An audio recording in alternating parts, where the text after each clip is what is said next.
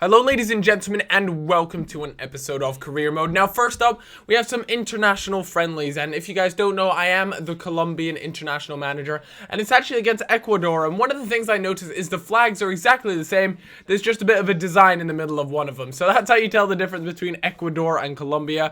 But another way you can tell the difference is one team has Falcao the animal, and the other one isn't blessed with that beast. But you also have Muriel on that side. I mean, we've just seen in the World Cup, we actually managed to do really well. I think we got kicked out in the quarterfinals, which, to be honest with you, with Colombia is a pretty impressive sort of deal. You know, I'm happy with how far I got. I don't know about you guys, but I think I did pretty well in the World Cup. I didn't expect to win it. There's just too many amazing teams in that with just insane players. But international friendlies to me, they never really mean much. They're a bit of a waste of time, and to be honest with you, I understand, you know, being an international manager, you have to have international friendlies, but am I the only one that just simulates these ones? Because I just genuinely don't have any interest in playing the games. But it was against Brazil. Brazil are just packed with youth who have just got immense potential. Neymar, Oscar, you know, there's just so many players in there that are just, something to keep your eye on, really, to be honest.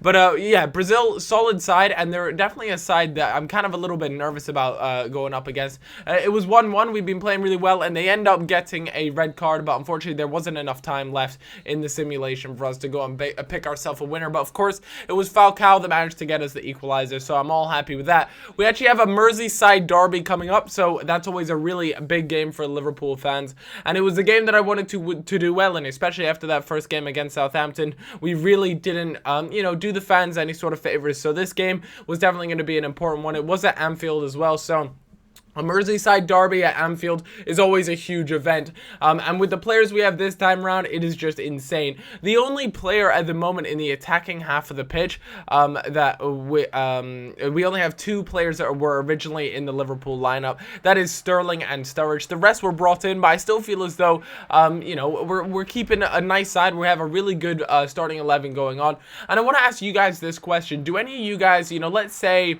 4 seasons, for example, 4 seasons into your league or team that you're with, do you guys find that you have quite a lot of players from the first team that you initially had, or do you find that you end up bringing in new players and almost have a brand new starting 11 compared to when you started? I'm not too sure if that came out correctly, but hopefully you guys can understand what I'm trying to ask you, chaps.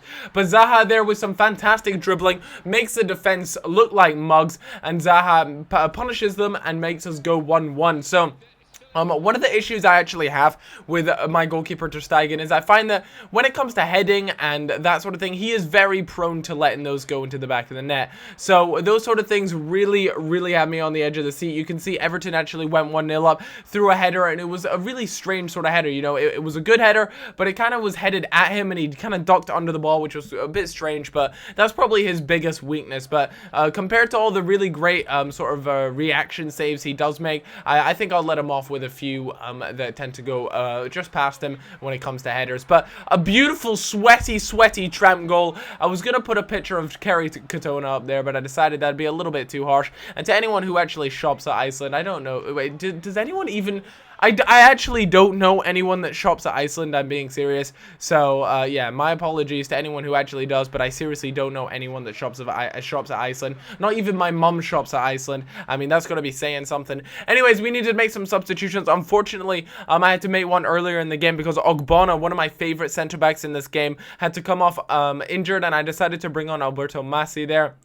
I want him to develop really nicely. I also have Coates. He's also another centre-back option. And I'm a little bit torn between who do I want to kind of prioritize in this. A nice little ball roll fake from Zaha. Zaha is so great at that sort of thing. He's got great ball control, and he's got the potential to finish use some certain goals. So when it comes to Zaha on the wing, I absolutely love using him just because he can do anything and everything. But we win that Merseyside derby 2-1. Really happy with that. Like I said, it was time to repay the fans for that bad start to the season, and we were ready to go on and do big things. Jovetic 91 rated, Sturridge 88 rated. Those are my 2 highest rated players, and then I believe next up is Ogbonna, who is unfortunately injured. He's going to be out for 3 weeks. I mean, there's certainly longer periods of time, but still 3 weeks. That's going to be probably around 5 games, and that's a little bit disappointing, but I suppose you got to roll with these sort of things, and it's not like we don't have good replacements. Alberto Massi, Coates, like I said earlier, they are very good replacements, and they'll certainly do the job. But we had a game against Lille, and this was in the Champions League. I'll actually have to show you you guys the group that I was drawn. It's a pretty, it's a pretty solid group.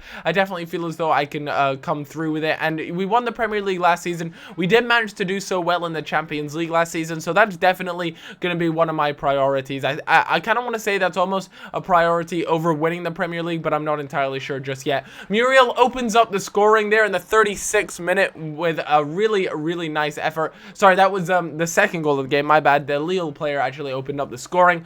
And yeah, 1-1. It was a home game, so it was important that we did well, and whenever I play at home, it always seems to be goddamn raining, goddamn Anfield, raining buckets, raining cats and dogs all the time. But Muriel, again, picking up another goal this game. Some really nice passing from Lille. Unfortunately, it didn't turn out to be anything, but that's why I put that highlight clip in there. Just some really nice 1-2 passing. Unfortunately, they weren't able to score, and that was a rocket of a shot. I mean, I was actually sitting on the edge of my seat when he shot that, because I genuinely thought it was going to go in. But Muriel, again, let loose. He didn't have that much fitness, so he really struggled to sort of beat the defender there, but still his good finishing abilities allowed him to win that, and managed to put it into the back of the net to make it 3-1.